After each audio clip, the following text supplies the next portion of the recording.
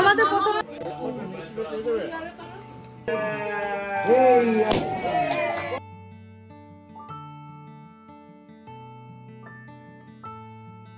High everyone, welcome back to my channel. আশা করব তোমরা সবাই খুব ভালো আছো। আরও একটা নতুন ব্লগে তোমাদের অনেক অনেক স্বাগত জানাই। আগের ব্লগেই তো তোমাদের সাথে বোনের বিদায়বেলা শেয়ার করেছি। বোন এখন আমাদের বাড়ি ছেড়ে অন্য বাড়ি চলে গেছে। মেয়েদের জীবনটাই এরকম, একটা সময় অবধি নিজেদের বাড়িতে বড় হতে হয়, আর তারপরে সেই বাড়ি ছেড়ে অন্য জায়গায় চলে যেতে হয়। বড় দুঃখের ছিল সেই সময়টা। আর আজকে হলো তার পরের দিন, মানে আজকে বৌভাতের দিন, কিন্তু সকালবেলা থেকে আমাদের ডেকোরেশন হচ্ছে বাড়িতে, মানে জন্মদিনের ডেকোরেশন। কেন জানো? আজকে হলো ডোডোর সেকেন্ড বার্থডে। দুপুরবেলা আজকে মোটেই হালকা খাবার ছিল না, সবার জন্য খুব ভালো ভালো খাবার ছিল। বাবা অনেক কিছু রান্নার ব্যবস্থা করেছিল আজকে, কারণ আজকে যে তার নাতির জন্মদিন, বোনের রিসেপশনের দিনই পড়েছে ওর জন্মদিন। আর ডোডো ওদিকে না খেয়েই ঘুমিয়ে গেছে, তো ওকে ঘুমোতে দিয়েছিলাম। আর আমরা ততক্ষণে তত্ত্বর যে বাকি জিনিসগুলো, মানে ওই ফলের ঝুড়ি, মিষ্টির জিনিস, এই সবগুলো আনাআনি করছিলাম। সৌব্রত সব মিষ্টিগুলো নিয়ে চলে এসছে, আর সঙ্গে নিয়ে এসছে এই সুন্দর কেকটা। দুপুরবেলাতে সবাই খাওয়া দাওয়া করে অল্প একটু রেস্ট নিয়েছে, আর তারপরেই শুরু হয়ে গেছে ডোডোর জন্মদিনের সেলিব্রেশন। সবাই মিলে একটু সেলিব্রেট করে নিচ্ছি, কেক কেটে নিচ্ছি, আর যা যা ওর জন্য খাবার রাখা হয়েছিল সেগুলো একটু ওকে খাইয়ে দিয়েই আমরা তাড়াতাড়ি যাবো রেডি হতে, কারণ আজকে বোনের ওখানে যেতে হবে। তো বোন ওদিকে রয়েছে অধীর অপেক্ষায়।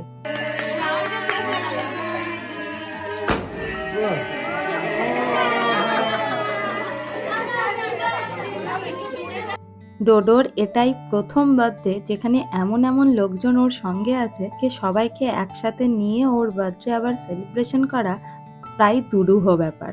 তবে আশা করব এই তো সবে তার জীবন শুরু, সে যেন এরকম লোকজনকে সঙ্গে নিয়ে চলতে পারে, আর এরকম করে সবাইকে নিয়ে যেন প্রতি বছর তার বার্থডেটা উদযাপন করতে পারে। সবকিছু এত আনন্দের মাঝেও আমার মনটা যেন কেমন একটা ফাঁকা ফাঁকা লাগছে, কারণ আমার বোনটা আমাদের সঙ্গে নেই। কেমন যেন একই জায়গায় থেকে আমাদের সাথে আজকে উপস্থিত নেই সে।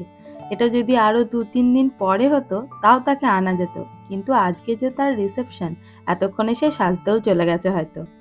কেক কাটার সময় ভাই ভিডিও কল করেছিল বোনকে, ওখান থেকে ও দেখেছে। এখন সবাই একটু কেক খেয়ে নিয়ে তারপরে আমরা যাব রেডি হতে। ডোডোকে একটু ভাত আমি খাইয়ে নিয়েছি ও ঘুম থেকে ওঠার পরেই। আর আরেকবার ওর জন্য যে খাবারগুলো নিয়ে আসা হয়েছে সেগুলোর মধ্যে চেষ্টা করব যদি কিছু খায়। তবে পায়েস এখনো খাওয়ানো হয়নি, একটু পায়েস খাইয়ে নিয়ে ওকেও নিয়ে যাব রেডি হওয়ার জন্য।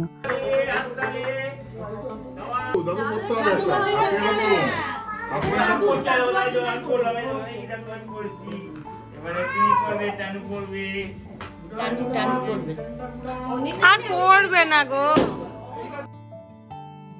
কি যে আনন্দ হচ্ছিল এত লোকজনকে দেখে আমার ডোডোর জন্মদিনে। আর মনে মনে ইচ্ছা হয়েছে যে ডোডোর 5 বছরের বা 10 বছরের জন্মদিনটা এরকম সবাই মিলে একসাথে কাটাবো আবার। এই যে এই ছোট্ট বিশেষ মানুষটা, তার আজকের বিশেষ দিনে সবার অ্যাটেনশন পেয়ে খুব খুশি।